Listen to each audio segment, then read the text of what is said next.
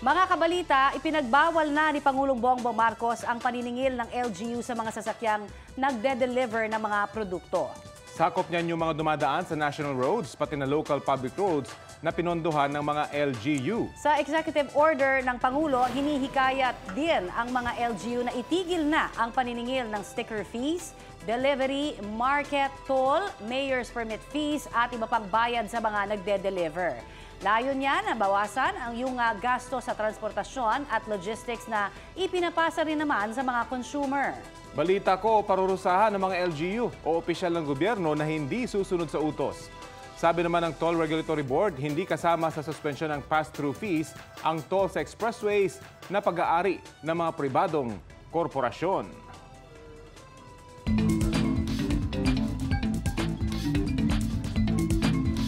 Very soon, yan po ang sagot ni National Economic and Development Authority Secretary Arsenio Balisacan sa mga nagtatanong kung kailan tatanggalin ang price cap sa ilang uri ng bigas. Git po ni Balisacan, hindi maaring matagal ipatupad ang price cap dahil mas magiging matimbang na ang negatibong epekto nito sa positibo. Nakikita raw na tatanggalin yan sa Oktubre dahil magpipik na rin ang harvest season. Sabi naman ni Trade Secretary Alfredo Pascual, may mga pag-aaral at monitoring pang isinasagawa ang gobyerno. Eto naman mga kabalita, agree ba kayo? Isa po sa mga pinoproblema natin ngayon, di ba? Yung mataas na presyo ng bilihin. Alam Kaya niyo yan. nga, kaya naman tinitingnan natin kung hanggang saan kakayanin ang 1,000 peso challenge sa palengke. At mula Marikina may balita live, si Bernadette Reyes. Bernadette! Rafi, Connie, ang tanong nga ng mga kapuso natin, magkano na ba? Pero ang tanong ko muna sa inyo, saan na ba aabot ang 1,000 pesos para sa inyo? Depende kung saan ka bibili. Oo. Diba? Ako naman at anong bibilin? Iba naman yung akin. Aabot na ako ng Baguio. Panggas ba ito? Kasi naka-electric ko. Oo nga.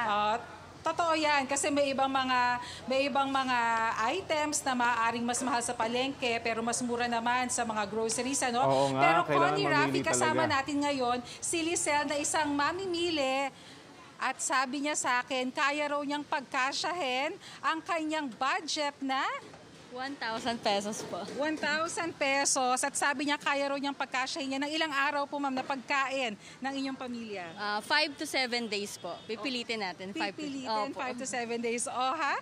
Connie, Rafi, 5 to 7 days Galing, daw ha? ang kayang budget para sa halagang 1,000 pesos lang. Kaya susubukan yan ni Lisel ngayon kung kaya nga ba. Sisimulan na niya ang kanyang pamimili dito sa mga manok na magkano na nga ba ngayon? Sige ma'am. Ayan, so habang namimili si Lisel dito, tatanungin natin magkano na ba ang manok? 200 ma'am per kilo. 200 per kilo ang manok dito sa may Marikina Public Market. At ano kayang diskarte ang gagawin dyan ni Lisel? Papachop po natin ng mas maliliit na parte para mas maraming ulam ang pwedeng magawa natin sa loob ng 1 week. Okay, so yan nakakuha tayo, Connie, Rafi, ng tip ha. Ang isang buong manok kasi mas mura kumpara sa kung bibili kayo ng mga choice cuts, kagaya nitong drumstick at ng mga wing part. Kaya isang buong manok ang binili dito ni Lisel. Pero bukod kaya dyan, ano pa kaya ang mga iba niyang bibilhin para ngayong araw na to mapagkasya niya ang kanyang budget na 1,000 pesos. Ano pa po ang mga next yung bibilhin, ma'am? Next po natin is isda po. Isda naman. Okay, anong isda po ang bibilhin ninyo, ma'am? Tilapia po ma'am, paborito kasi namin to eh. Bakit po tilapia? Sa price-wise po ba? Bukod sa mas masarap na siya, mas madali lang makaisip ng mga recipe pag tilapia yung bibili nating isda. Ilan po ba kayo sa pamilya? Actually, ma'am, 3 lang kami. May baby kami, 10 months old, tapos kaming mag-asawa po. Kayo mag-asawa, Opo. kaya kakasya ang Opo. 1,000 pesos. Opo. Okay, salamat. Tuloy nyo na po ang inyong pamimili. Ayan, Connie, Rafi, 1,000 pesos challenge ang kinasahan nga ni Lisel. At sabi niya, kakasya daw na ang budget na yan para sa 5 hanggang 7 araw. Mamaya, babalikan natin at alamin natin kung talaga bang kasya ang 1,000 pesos para sa pangkain nilang pamilya na may 3 miyembro. Rafi, Connie? Oo, magandang Ayan, ano naabangan yan. natin yan. Magandang suhestyon, 'di ba? Kasi maraming nagdududa kung kakasya pa ang 1,000 eh, 'di ba? Pero ang mahalagang konteksto dyan, 3 sila sa pamilya pero baby pa. Yung isa. pangatlo. Oo, so dalawa lang silang adult na kakain. Tama ba, Bernadette? Oo, tama ka dyan, Ravi. Kaya naman siguro, dahil maliit yung kanilang pamilya, baka mapagkasya niya talaga. At ang nakita ko, napansin ko dun sa mga choices ni Lisel, ay talagang pinili niya yung mga protina na mas mababa yung presyo ngayon. Kasi kung baka ang bibili niya, na pumapalo ngayon sa halagang 500 pesos kada kilo, base sa monitoring ng DA, wala na 500 pesos na agad ang kilo ng baka ngayon. And dito naman sa manok, ang choice na ay yung tilapia na mas mura kumpara dun sa ibang klase ng mga isda dahil ang mga alumahan, umaabot yan ng 280 hanggang 300 pesos. So babalikan natin yan mamaya at alamin natin kung kasya ba ang kanyang 1,000 pesos. Connie, Okay. Thank you. Maraming salamat, Bernadette Reyes, at aabangan namin. Samantala, good news para sa ating mga kabalitang minimum wage earners dyan sa Region 2, 3 at 12. Tataas po ang sahod nyo. Aprobado na kasi ng Regional Tripartite Wages and Productivity Board ang wage hike petitions sa mga nabanggit na lugar. Sa Region 2, Cagayan Valley, 30 pesos ang dagdag sa arawang sahod. Hahatiin po yan sa dalawang tranches sa darating na October 16 at April 1. Sa Region 3 naman o Central Luzon, 40 pesos ang itataas simula sa October 16. 35 pesos naman ang dagdag sa arawang sahod para sa Region 12 o SOC Sargen. Ibibigay rin ito sa dalawang tranches sa October 16 at January 1, 2024. Samantala, mga kabalita, nalusan na daw kahapon yung LPA na nasa loob ng ating Philippine Area of Responsibility. Pero Connie, balita ko, nananatiling isa pang LPA sa Pacific Ocean naman. Kaya ang tanong, magiging rainy ba ang weekend? Katrina, anong balita? Good morning, Rafi, Connie, mga kabalita, magandang umaga po sa inyong lahat. Ang tanong muna, Rafi, Connie, may lakad ba kayo ngayong weekend? Meron. Oo, ako rin may lakad Kailangan sabihin mo, maayos ang panahon. Ito na nga. Kasi ngayong weekend, posibleng pumasok sa PAR ang LPA na yan. Pero Nako. ngayon pa lang, nagpapaulan na yan sa ilang bahagi ng bansa. Kung posible ba yung maging bagyo, idedetalya ko sa weather report mamaya. Kaya abangan. natin sa mga may lakad ngayong weekend. Oo, bago bumiyahe, ha? Correct.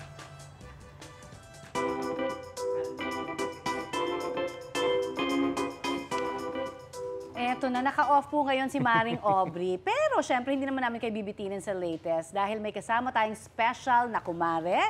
Pak na pak ang chikahan with Petra Mahalimuya. Yun, welcome sa balita ko, Welcome. Maring Ashley Rivera. Yes, O, ano Ashley. latest? Ay, marami namang salamat sa warm welcome niyo, Miss Connie and Sir Rafi. Eto naman ang isa pang welcome na welcome sa studio ng It's Showtime. Nakisaya kahapon sa GMA Network Senior Vice President Attorney Annette Gozon Valdez at ilan pang kapuso executive sa Madlang People.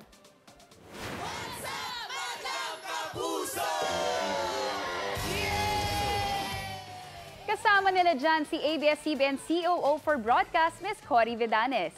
Naging opportunity na rin yan para kay It's Showtime host Ryan Bang na mag-sorry kay Miss Annette. Sa guesting niya kasi sa Fast Talk with Boy Abunda, tinanong siya kung sino ang gusto niya maging ka-love team. Ang sagot niya, si Miss Annette, dahil mukha raw Koreana at maganda. Nakita po kayo sa hallway, kaya binida ako pa. Pasensya na po, boss. Hindi ko akalain kasi kayo po yung boss. Akala ko po, artista ko po kayo. Hindi ko po maulis. Pasensya na po. Kasunod naman yan ang selfie ni Ryan kasama si Miss Annette at Sparkle GMA Artist Center Vice President Miss Joy Marcelo. Pinasususpindi ng PNP Internal Affairs Service ang 19 na pulis na botas na sangkot sa pagkamatay ni Jemboy Baltasar noong Agosto. Sabi ni Inspector General Attorney Alfegar Triambulo, dapat silang mabigyan ng 59-day suspension. Kasama rito ang mga tauhan na hindi nagsagawa ng ballistic at paraffin test sa mga nag-operate na pulis. Kabilang na rin dito ang 8 pulis na nahatulang guilty sa kasong grave irregularity in the performance of duty and conduct unbecoming of a police officer. 30 araw naman po ang inirecommend ng suspensyon sa 2 investigador sa kaso. Sa mga commuter dyan, sinabi po ng Land Transportation, Franchising and Regulatory Board na sa Martes sila magdedesisyon tungkol po yan sa hirit na taas pasahe sa jeep. Kokonsultahin pa raw ng LTFRB ang National Economic and Development Authority. Dalawang petisyon po ng transport groups ang dinidinig nila ngayon. Yung isa, 2 pesos na permanenteng dagdag sa minimum fare sa mga jeep sa buong bansa. At yung isa po naman, 5 pesos na dagdag sa unang 4 na kilometro at piso kada susunod na kilometro para po yan sa mga traditional jeepney sa Metro Manila. Balita ko, ito na, mas maaliwalas na ang panahon na nararanasan ngayon dyan po sa Batangas City. Mabuti naman. Kasunod yan ang mga naitalang volcanic smog sa lalawigan. At detalye tayo sa balita live ni Paul Hernandez ng GMA Regional TV, Balitang Southern Tagalog. Paul? Well, Connie, Rafi, tama yan. Mas maaliwalas na panahon na nga actually yung nararanasan dito sa lalawigan ng Batangas. Dito sa Lipa City, kung saan tayo nagla-live sa ngayon, ay wala naman tayo naamoy na volcanic smog o VAG. Mataas ang sikat ng araw sa lalawigan ng Batangas pero bahagyang nasisilayan ng Bulkang Taal. Mas mababang volume ng sulfur dioxide ang pinakawalan nito sa nakalipas na magdamag. Mula sa mahigit 2,300 na tonelada, 2,088 na lang ito kahapon. Kaninang umaga, ayon sa PHIVOLCS, ay umaabot sa 2,000 meters ang taas ng pagsingaw nito. Balik in-person classes na rin ang maraming paaralan na nagkansela ng pasok nitong mga nakaraang araw, gaya na lamang sa Bayurbor National High School sa bayan ng Mataas na Kahoy sa Batangas. Karamihan nga sa mga guro at estudyante ay hindi na nag-face mask dahil wala naman daw nakasusulasok na amoy ng asupre. Dahil prioridad daw nila ang kaligtasan ng mga mag-aaral, nakahanda naman daw sila sa anumang pagbabago sa aktibidad ng bulkan na nasa alert level 1 pa rin. Samantala, nasa blue alert status pa rin ang Office of Civil Defense o OCD Calabarzon na ang ibig sabihin ay patuloy lang ang koordinasyon nila sa mga local government unit at iba't ibang sangay ng pamahalaan. Nananatili raw silang nakaalerto sa lagay ng Taal. Samantala, Connie, Rafi, update lamang tayo. Ang sabi sa atin ng OCD Calabarzon, habang nananatili sa alert level 1 yung Bulkang Taal, ay hindi raw nila ililift o aalisin yung blue alert status. Connie, Rafi. Okay, sa atin na mga naririnig, Paul, di ba sabi mo nga kanina wala naman talagang banta ngayon nung amoy ng asupre. Pero just in case, may mga ipinamimigay ba na halimbawa mga N95 mask na kakailanganin kung sakasakali na alam mo na magkaroon ulit ng mga ganitong scenario ulit?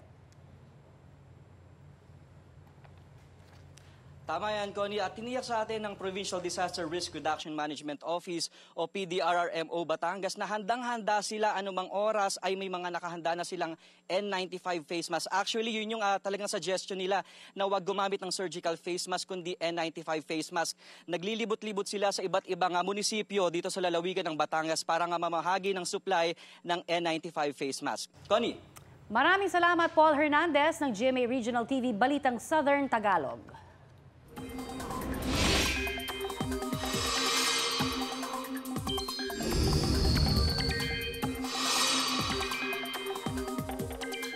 Mga kabalita, patapos na ang buwan ng Setyembre pero mukhang may hahabol na bagyo. Iyan ay kung pagbabasehan nga natin itong wind forecast ng Metro Weather. Makikita nyo itong pabilog na umiikot na hangin sa eastern side ng ating bansa.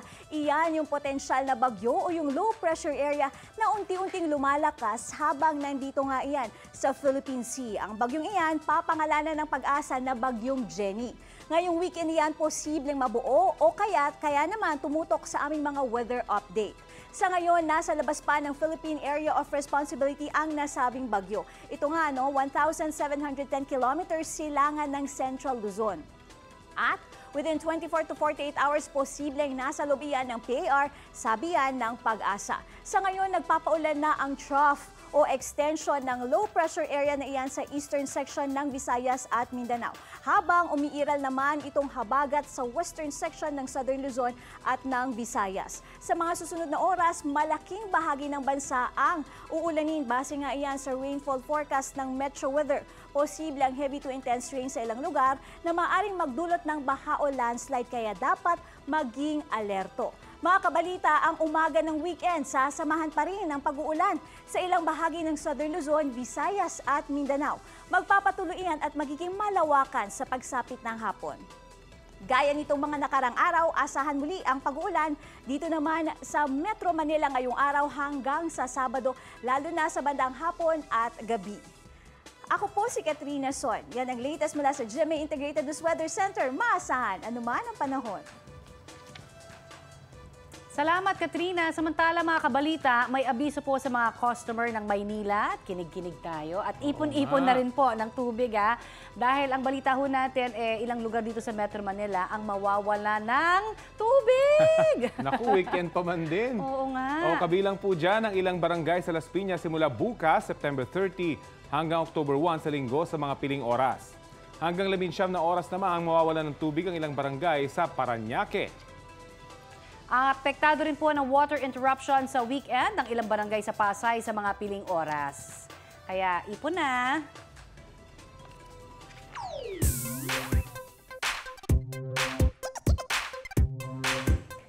Balita ko, may silver medal na ang Pilipinas sa 2023 Asian Games. Nakuha po yan ng martial artist na si Arnel Mandal. Nanalo kasi siya sa Wushu para sa men's 56 kg Sanda event. May nakuha ring bronze sa Wushu ang Pilipinas. Galing naman yan kina Clemente Tabugara Jr. at Gideon Padua. Panalo rin ng bronze si Alex Ayala para naman sa tennis. Sa ngayon, 5 na ang bronze medal ng Pilipinas. Good job sa inyo! Congratulations! Galing, ha? Ang ganda ng Pilipinas, talaga namang pamflex, ika nga. Ang isang lungsod down south, natatangi dahil po rin sa Latin City. Oo, ng isang bansa. Latin City. Talaga ba? O makibiyahe na tayo sa Zamboanga City. Ayan.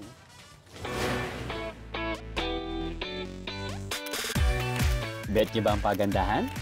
Tiyak na mapapaklik kayo kahit saan. Tara na sa tiniguriang Philippines, Latin City, Zamboanga City. Napakaganda ng lugar niyo. Itong Santa Cruz Island, napakaganda po. Damn! Tabo pa ka! Sabuya tayo!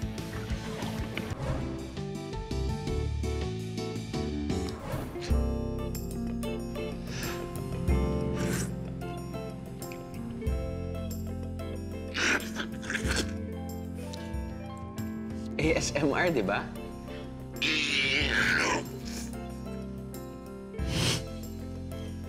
Buti na lang walang ibang customers dito. Pati pagkain dito sa Zamboanga City, makulay! Alright mga biyero, welcome to the ultimate Knickerbocker Showdown dito sa Zamboanga. Oh! May nanalo na! Ganun kabilis! Ang galing! Ang makulay na syudad ng Zamboanga, deserve na ma-flex ang kagandahan.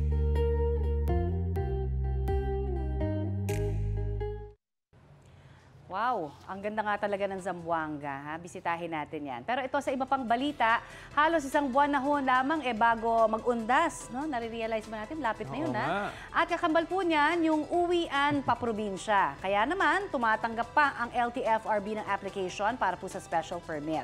Sabi po ng ahensya, tatanggap sila nito hanggang October 6. Tatagal ang visa ng permit mula October 30 hanggang November 3. At paalala naman ng ahensya, 30% lamang ng kabuang bilang ng otorisadong unit sa bawat operator ng isang ruta ang maaari pong payagang makakuha ng special permit. Hindi rin dapat hihigit sa 14 na taong gulang ang unit mula sa araw ng pagkakagawa ng special permit. At eksaktong address o lugar ng terminal sa magkabilang dulo ng ruta na pinagpapasadahan ng aplikanteng kukuha ng permit.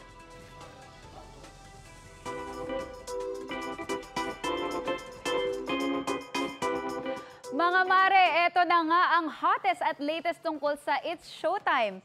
Tinutulan ang Movie and Television Review and Classification Board ang motion for reconsideration na inihain ng GMA at ABS-CBN.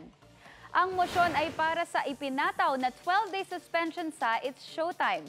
Kaugnay ito sa July 25 episode ng programa. Nakatanggap daw ang MTRCB ng mga reklamo sa Isip Bata segment dahil sa indecent o malaswang ikinilos ng mga host. Sabi naman ng ABS-CBN, natanggap na nila ang desisyon at kasalukuyang nag-e-explore ng iba pang options ukol dito. Patuloy pa rin daw mapapanood ng madlang people ang It's Showtime hanggat hindi pa final at executory ang suspensyon.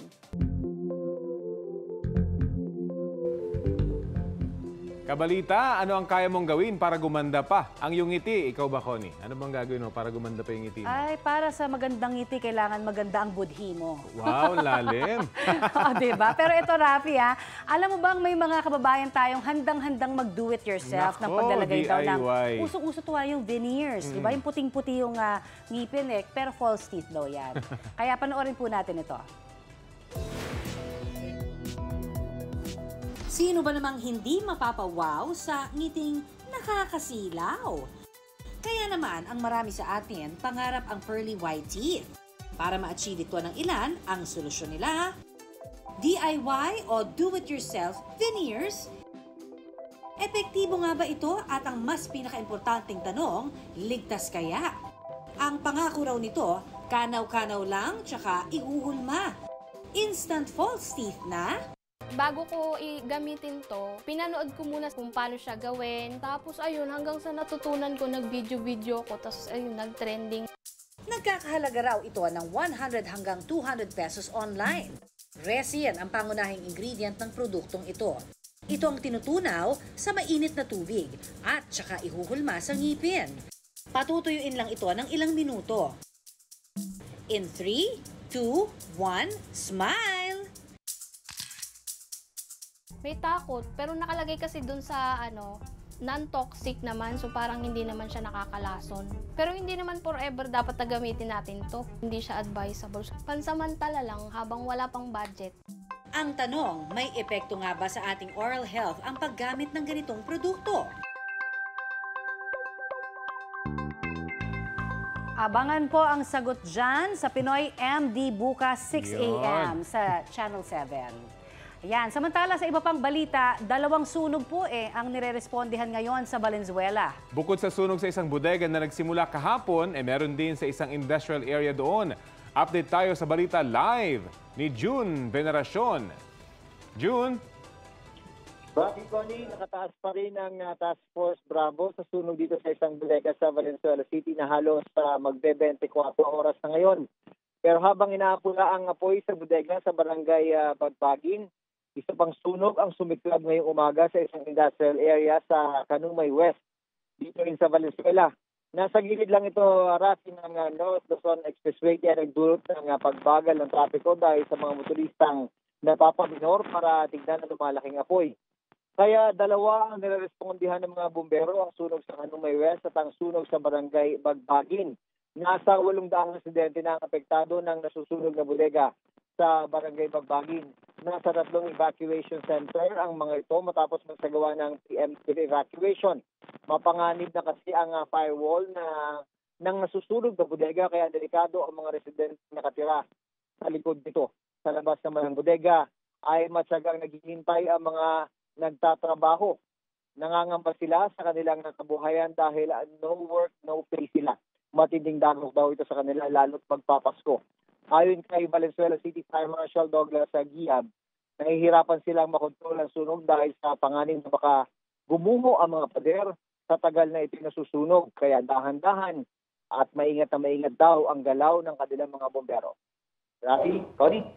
June, yung sa naunang sunog na kahapon pa nangyari, ano yun, relyebo? Yung mga pamatay sunog dyan? Dahil syempre, paguran June.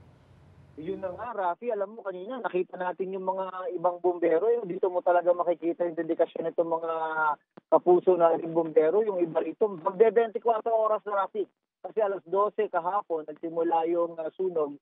So, na-deploy sila. Mamayang alas 12, 24 oras na sila. Halos idlip nga lang daw yung kanila nagagawa at inom ng tubig. Makikita mo talaga sa mukha nila yung matinding pagod. At yung isa nakita natin kanina, konting inom lang ng tubig, pagkatapos balik na naman sa loob. Diyan mo masusukat itong katatagan at dedikasyon nitong mga bumbero rin ng Bureau of Fire Protection, Rafi. Ilinawin ka lang, June, tama ba, general alarm? So dapat lahat halos ng bumbero na nasa vicinity pwede na pumunta or kailangan tumulong doon sa lugar, June? Bravo, Rafi. Ayaw pa rin daw talaga ibaba sa Task Force Bravo nitong Bureau of Fire Protection. Yan yung sinabi ni Fire Marshal Giab. Ayaw daw niya kasing magbakasakali. Ang pinapangambahan niya kasi baka yung sa likod, yung sinasabi ko nga firewall, baka lumusot dun yung apoy at madamay yung mga bahay na nandun sa likuran. Ngayon kasi yung likod na yon, Rafi, nitong bodega ay wala ng mga residente doon dahil yun na nga yung in-evacuate sa 3 evacuation center ng Valenzuela para nga makasiguro. So Task Force Bravo pa rin, Rafi, abangan natin mamaya kung anong update, kung pwede naman nilang ibabayan o pwede na rin sila magdeklara na under control na itong sunog sa bodega dito sa Barangay Mabagin, Rafi. Maraming salamat sa iyo, June Veneracion.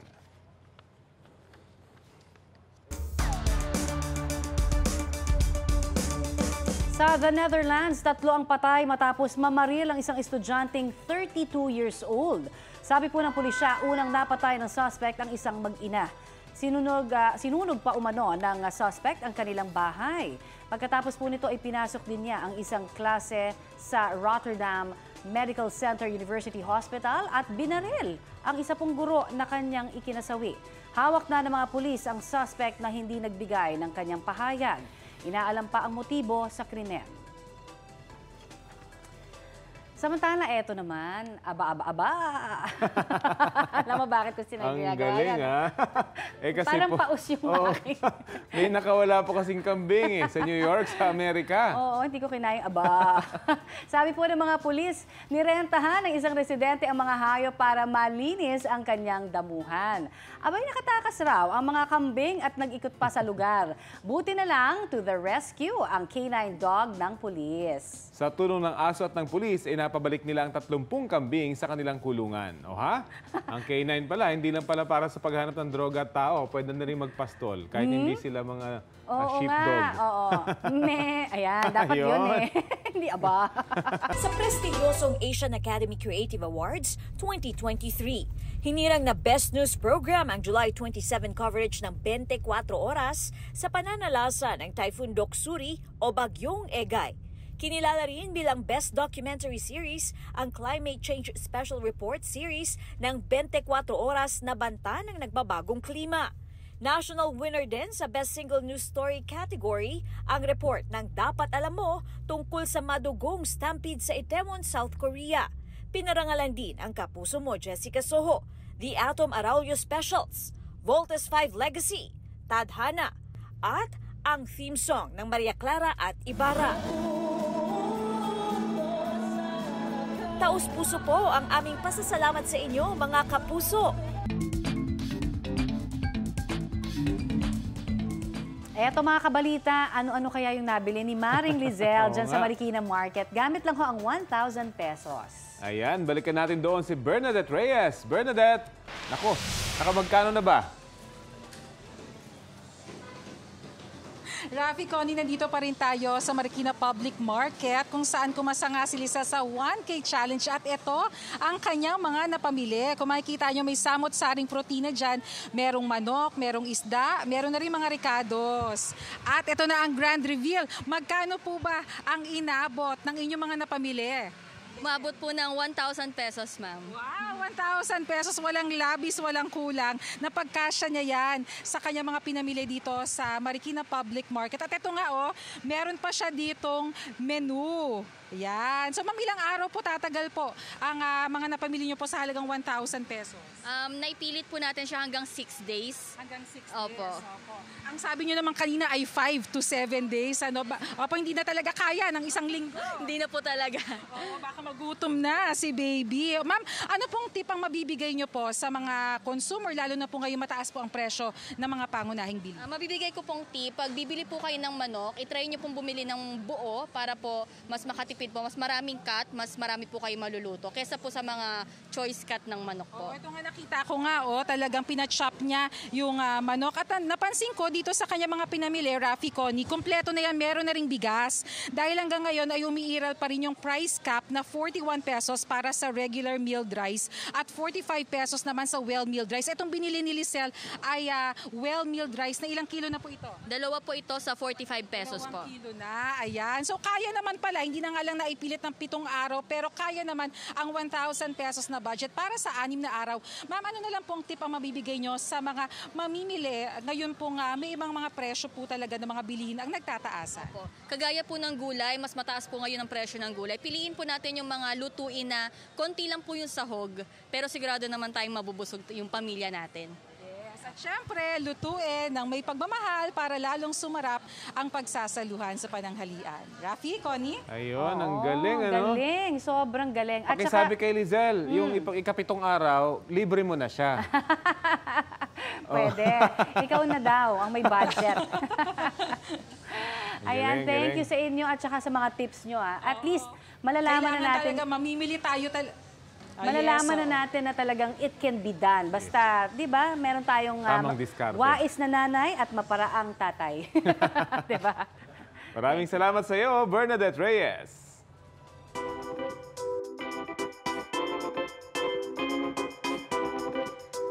Naku mga mare, sad news ito para sa mga ones dahil hindi raw makaka-attend ang Twice member na si Chaeyoung sa 2-night concert nila sa bansa.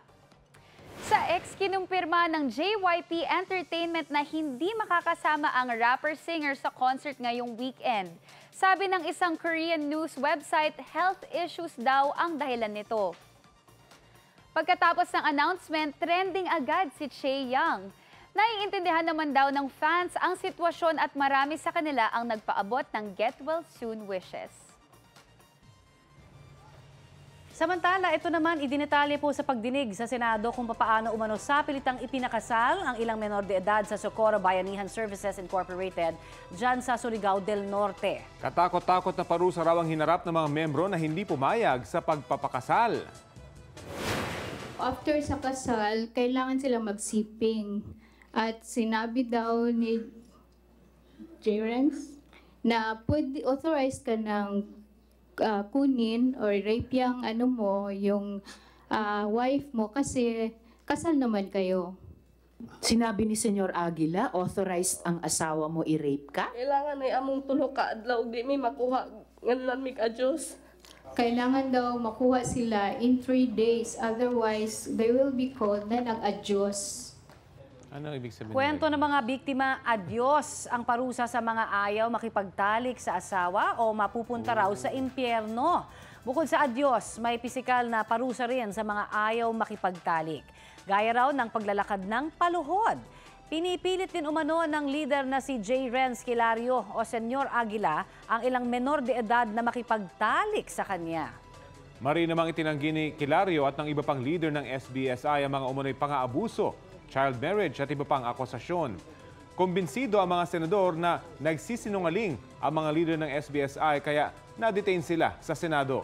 Senado ang magdedesisyon kung kailan sila makakalabas. O eto naman mga kabalita, ingat-ingat po tayo sa mga kinakain natin.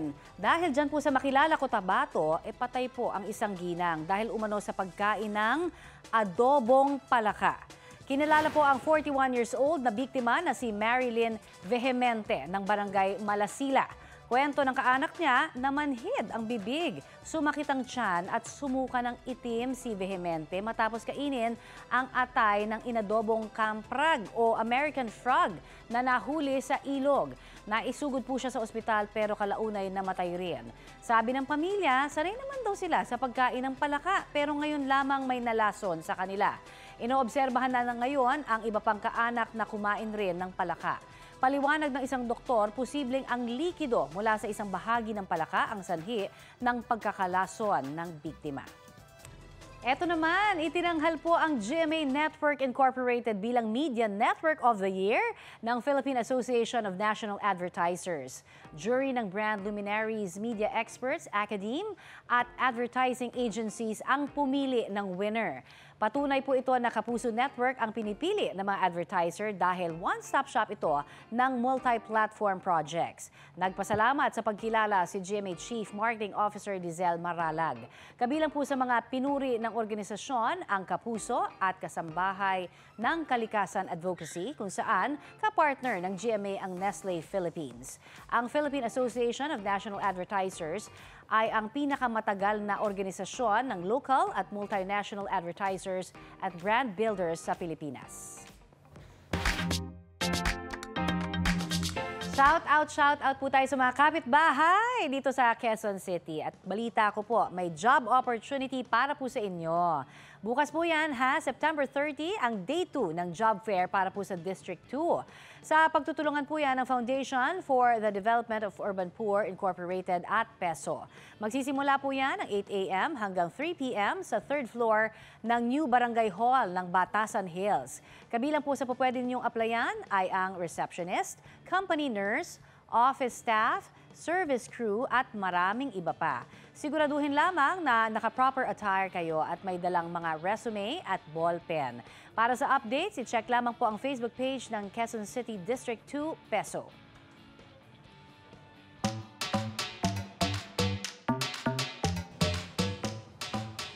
Eto na, may paandar daw sa Rice Terraces. Sa Bontoc Mountain Province po yan. Oo, kaya raw nun mapantayan ang breathtaking view ng dinarayong maligkong Rice Terraces. Oo nga, dahil sa unang tingin, ito akala nyo ito. Yan akala natin, di ba, drawing? Pero no. Dahil ang artwork na yan, ginawa mismo sa Rice Terraces. Obra daw yan ng mga magsasaka sa Barangay Bayo. Tampok po sa kanilang disenyo ang ilang mensahe tulad ng God loves Bayo, John 3:16 at iba pa. Galing. Kuha po yan gamit ang drone ng teacher na si Gretchen Lipad Buasen. Sabi niya, baliling daw ang tawag sa prosesong yan ng pagbubungkal ng lupa na tradisyon doon sa Bontoc. Isang lugar ng Bayo sa patuloy na gumagawa niyan matapos ang panahon ng pag-aani. Galing naman. Congrats. Alam ko binubungkal lang yan dati pero ngayon nagpo-form na sila ng mga words. And why not? At ng mga images. Ang galing naman. Very, very nice. And of course, thank you, Miss Ashley. Thank you, Ashley. No, thank you. Thank you. Nag-text si Aubrey. Hindi na daw siya mag-a-absent. Ayan. Happy weekend po sa ating lahat. At yan po ang mga balita ko. Bahagi po kami ng mas malaking misyon. Ako po si Connie Season. At sa ngalan ni Aubrey Carampel, ako po si Ashley Rivera. Trina Son po. At ako si Rafi Tima para sa mas malawak na paglilingkod sa bayan mula sa GMA Integrated News. Ang News Authority ng Filipino.